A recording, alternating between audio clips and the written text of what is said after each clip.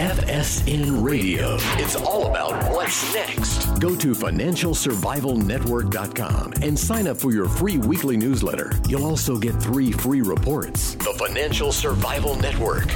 It's all about what's next. Welcome, and you are listening to the Financial Survival Network. Just got back from LA. If it sounds like I have a cold, it's because I do. I'm fighting one off. Can't let it get you down. As my mother always used to say, you could feel just as sick being at work as you are being at home. So, and just so happens I work out of my home. So no excuses not to keep the show going. And as always, just participate, join the show, email us, kl@kerrylutz.com.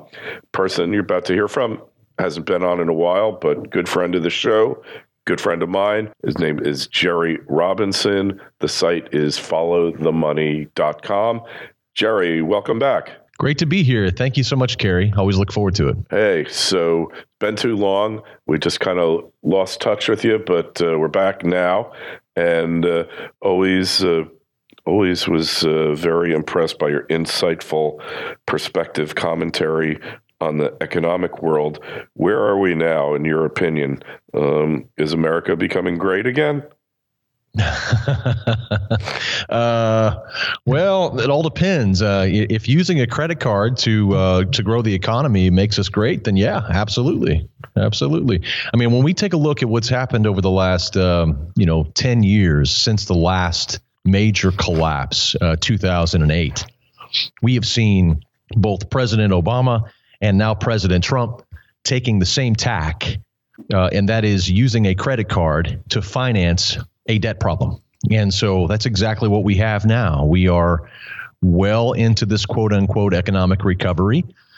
And so far, there has been great returns in the stock market. If you've been in the stock market, you've been making money, right? That's because that's exactly how these economic quote unquote recoveries work in the 21st century in the Fed, in this Fed world, where central banks pump money in to the financial sector. And then, of course, anybody invested in that area is going to be doing well. Those who are outside of the stock market are, they're making money in real estate. There's no doubt about it. Real estate has been rising. It hasn't risen as fast as perhaps as the equity markets have. It hasn't caught as many people's attention either. We think there's still a lot of upside speculative moves to be made in real estate. As far as the stock market goes, it's difficult to say. We just topped out with the S&P 500 back in February. Actually, the top was actually at the very end of January 2018. By the way, we're recording this on the 23rd of April of 2018. And so when I reference January, I'm talking about 2018. And we topped out at about 2875 on the S&P 500. And we pulled back to the 200-day moving average right after that sharp sell-off back in February. Right. And we held that 200-day moving average, which is a huge key pivotal area for technical traders. We bounced off of it, came back up, and then came right back down to it again at the very beginning of April. And now we're just kind of hovering above it. So from a technical standpoint, we do not have a confirmed downtrend intact. And that's really what we do here at followthemoney.com is we focus on trends. So, everybody's got an opinion, Kerry. Everybody's got something to say, and everybody thinks they know what's going to happen. And that's great. I mean, some people might get it right. You throw a dart and you might hit it occasionally. But the thing is that the way we have learned of trading 20 years in these equity markets is that you have to follow the market itself. You really can't outsmart the market. And so when the market is trading above its 200-day moving average, that's bullishly postured. That means that the market still wants to rise. So until we even slice through that, let alone have some sort of major sell-off that's, wealth threatening of any kind to the majority of people, we got to violate the 200-day moving average. And we haven't done that. So we're still above it. And so it's difficult to say. This is when you look at the chart of the S&P 500 in April of 2018, what you see is a fearsome chart, one that looks dangerous when you look at it, because this is typically how bubbles burst. They tend to end with this kind of blow-off rally, just like we saw in January. Everybody couldn't believe what was happening in January in the stock market. The stocks were just going up every single day of the week. And, it was like, holy cow, where is this thing moving? And then it popped. It kind of pulled back. And so it's difficult when we look at this chart. It's a little ominous. As I stated, the price is trading above the 200-day moving average. But we have a lot of overhead resistance to clear. And until we get, I would say, back above around 2,800 on the S&P 500, it's just a very a difficult time for people to be going really long the market. It's really kind of a day trader's market right now, because it's up one day, down the next, up one day, down the next. So a lot of indecision, a lot of geopolitical noise, but we're following the trend. And right now, the uptrend is still intact. The long-term uptrend, the position uptrend on the weekly charts, everything looks bullishly postured. Let's see if the S&P 500 can hold above its 200-day moving average before we start throwing in the towel on the stock market. Kind of like the market in January looked similar to what Bitcoin looked like in December, didn't it? Yeah. Oh, man. January or December in crypto. I mean, who will forget that? If you were in cryptocurrencies and you were checking your balance on a daily basis, I mean, December 2017 was mind-blowing for returns. Yeah. Kind of like that in stocks in January. Mm-hmm. So did you see the crash coming in the cryptos? Oh, I see a tremendous amount of boom bust cycles, both for stocks and for cryptos, for different reasons. For stocks, because they're of course highly manipulated through the Fed, and you're constantly having all kinds of geopolitical headwinds that can trash stocks on the turn of a dime. With cryptos, we see a boom bust cycle, not for those same reasons, but predominantly due to the regulatory fears and human greed and all of this, much more so.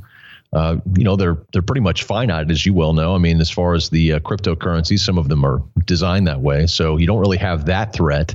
You have more of a threat of people fear. They're no longer greedy. They start turning fearful and they sell. So, no, I mean, when we look at the cryptocurrency space, we certainly weren't buying at the top with cryptocurrencies, but we released a cryptocurrency portfolio at the very beginning of December. It was December 1st, and we called about 10 different coins that we thought were great. They all just outperformed. About 5 of them now are underwater since that call on December 1st. So it's pretty interesting to see that, the cryptocurrencies we called at the beginning of December 2018, half of them are still above where they were, despite the sell-off, which is really interesting. We think the cryptos right now are warming up. If you don't own cryptocurrencies right now, I talk to a trusted financial advisor, of course, but when I look at them, I find myself attracted to buy more of my core positions, to add to my core positions. I love some of these smaller cryptos as well. We have a whole report we've created. People can go to followthemoney.com/crypto 2018, and they can learn all about that report. But we really do. We like cryptocurrencies in the long run. They represent a threat, a real meaningful threat to the Fed.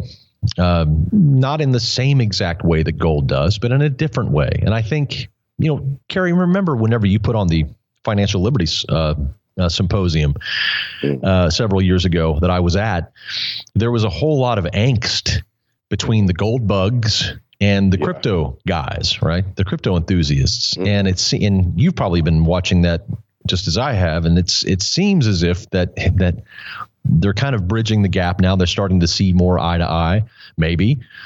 But cryptos certainly provide a hedge against the Fed, whether we like it or not. They do provide a hedge against the Fed.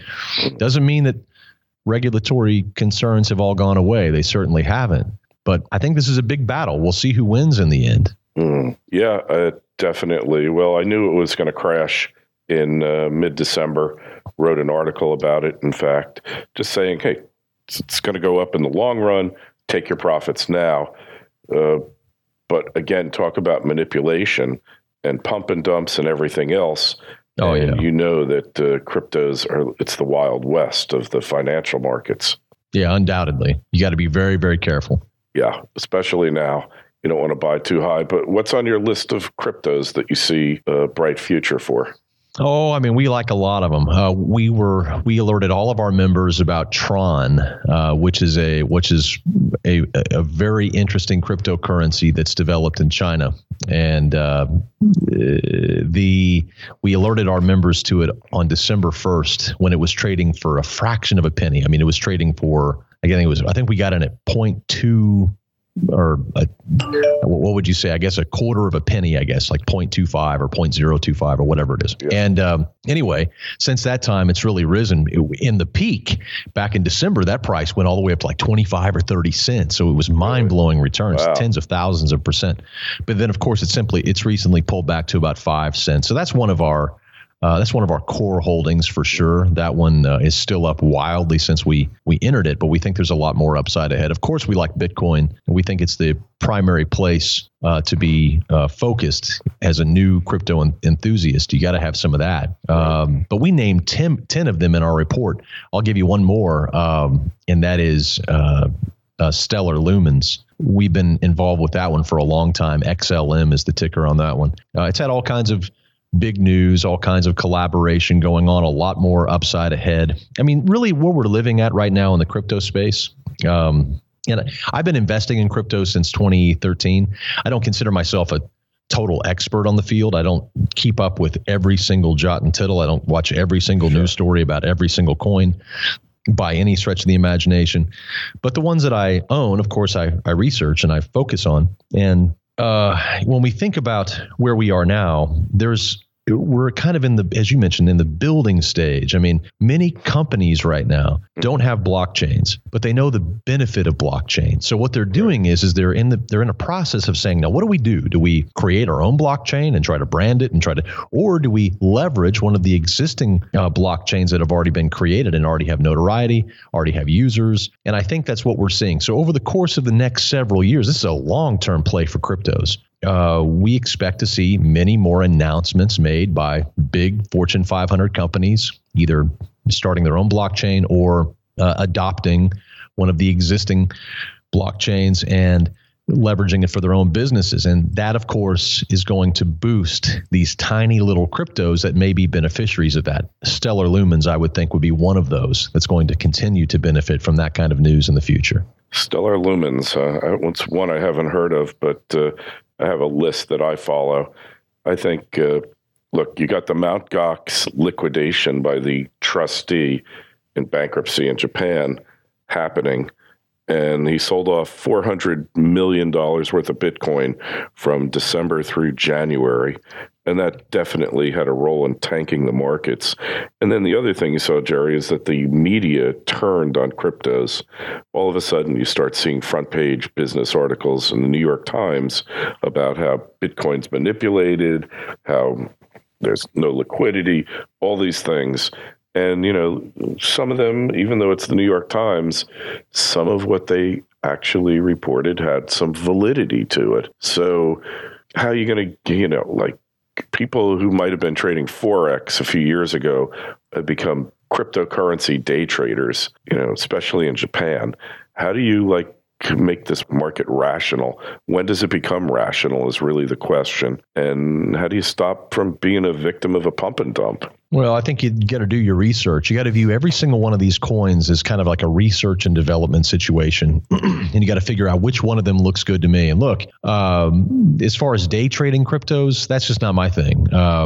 Predominantly due to the tax, they're taxable. It's a taxable event. I prefer to trade in tax advantaged vehicles. So for example, with stocks, with equities or ETFs, I use and I teach our members that it's important to use tax advantage vehicles. So do that in an IRA if you can. Do it in a Roth IRA even more if you can get into one if you qualify, because all of that is tax deferred. You don't have taxable events every time you buy and sell. I think that's what's happened to day traders in the crypto space is they're getting walloped with these tax bills. They didn't understand that there's a taxable event every single time you sell a crypto, even if it's just a trade. Even if you're just selling some Bitcoin to get some Litecoin or selling some Bitcoin to buy some, Ethereum or whatever, that's a taxable event, unless it's inside of a tax deferred or tax advantage plan. So I think that's big. You pointed out how the media has been trashing crypto. That's part of the war that we see.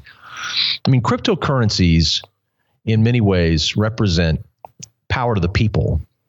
They really do. They represent power to the people in the fact that this is a money that cannot be printed. This is a money that is static, that is fixed, and this is not something that 21st century man, modern economic man, is used to. We're used to currencies that can be printed at will. We're used to currencies that are worth zero intrinsically. We're used to those kinds of currencies. So there's a slow change in the mindset of modern economic man as they see this new invention, this new form of money, this medium of exchange that is cryptocurrency. And I think the media is rightfully scared of it. I think the financial institutions are rightfully scared of it. I think Washington is rightly scared of it. I don't think that people like you and me should be scared of it, but I think we should be conservative because it's so unknown and it's so early. So, for example, with me personally, I put in 5% of my total investable assets into cryptos. That's it. Been doing that since 2013. That's all you need. So you don't need any more than that. You'd be crazy to do any more than that. No, and exactly. And so if everything goes to zero, Kerry, over the next, 5 years or whatever, if all the cryptos go to zero, well, guess what? I mean, 5% of my total investable assets, which, it's a lot to me, but still it's not the end of the world. I would lose all of that and I would still have 95%. I got other parts of my investable assets in real estate. I love affordable housing. I love that. I like ETF trading. I like to invest in certain themes. Cannabis stocks, for example, I love. Yeah. I think we're going to see that explode over the next 5 to 10 years. And I think people who are properly positioned are going to do well. So there's all different kinds of areas that you can put your money. Cryptos, for me, that's only 5%. Hey, I was just in LA. I've got this nasty cold, among other things. But I went to a couple of cannabis stores just to check out the scene, not to make purchases. And just to check it out, right? Just to see what was happening. Yeah, and exactly. The place, I asked questions. These people working in the store were total. Some of them knew what they were talking about. Usually the females. The guys were total morons. I said, yeah, I think you've sampled too much of your product to be useful anymore. What the hell's going on here? But what was amazing to me was the commercialization, the branding that's taking place, difficult to brand, the technology of concentrates. That's where you get rid of the leaf, basically, and you kind of distill the plant to its essence, essential oils, and it's psychoactive. It was just remarkable. And this is a crappy store in Beverly Hills, or right next to Beverly Hills. But they just really did not have their act together. And yet they're still crushing it. I mean, I was watching thousands of dollars per 10 minutes go through this store, thousands. And they even took debit cards, which surprised me. They wouldn't take credit cards because they're blocked by the Fed right now. But yeah, that sector is going to explode because it's just California. This isn't even Florida or Texas or whatever. The whole country is in favor of legalization. The vast majority. A growing majority of them are saying, hey, why should we throw people in jail for smoking a doobie? I mean, it's insane. I mean, it really is insane. But to 1970s or 1960s folks, who were living in that generation, it seemed right at the time to have prohibition, and it's been that way for so long. It's been racist for so long. We all know the racist tones of these marijuana laws, but because they obviously target minorities much more than they do, just average Americans, average white Americans. Yeah. But when we take a look at like, for example, going forward. Think about it. I mean, I live in Northwest Arkansas, and Arkansas just passed medical marijuana in 2016. Mm-hmm. It is now April of 2018, and the authorities are still bound up. They still haven't released it yet. They're still trying to get there, and it's just been a big hassle. A large part of it is because the moral majority types. Mm-hmm. are coming out and saying this shouldn't be. It's more, the moral majority doesn't like democracy unless it serves them. Yeah. And so in this case, democracy led to this outcome, and suddenly we don't like democracy. Democracy's bad in this case. But you know what's so interesting, Kerry, is you know what the moral majority won't care about is if I go down to the liquor store tonight and I pick up 10 fifths of Jack Daniels and drink myself to death. Ain't nobody care. Yeah. Carrie. Nobody cares. There's no moral majority standing outside the liquor store with a picket sign, even though I could die. I could go in tonight, buy those things, and kill myself with liquor, right? I can go in and I can buy cigarettes that will literally destroy my lungs and kill me. But moral majority, complete silence. Yeah. They don't care. They don't care. They don't care if I die, but they don't want me to smoke this plant that could have therapeutic benefits. You've got to be kidding me. So I think people are seeing the hypocrisy that's involved in these laws. And I think if you're well positioned ahead of time, really, there will be literal fortunes made. We just put out a new report on this too. Followthemoney.com/MMJ for those who want to profit from the green gold rush. We've got a 15-page report here that has the top 7 cannabis stocks for 2018. Plus, we threw in 5 penny marijuana stocks that could explode higher at any moment. But we just saw the former Speaker of the House, John Boehner, turn towards marijuana. It says suddenly now he likes it. He thinks it should be decriminalized. He's lobbying for a bunch of clients, obviously. He is. We also saw Senator Chuck Schumer change his tune, and now he's pushing through a bill for decriminalization. So it's a slow and steady road, but I think we're on the downward slope. And so now we're telling our members now is the time to begin gaining exposure to the best quality cannabis companies that you can find, and just be exposed to them and be ready over the next 10 years to see a really big windfall. For sure. Well, I predicted 10 years ago, before I started doing the show, once the crash occurred, I predicted that the prohibition against pot would be done away with for the simple reason that just history repeating itself.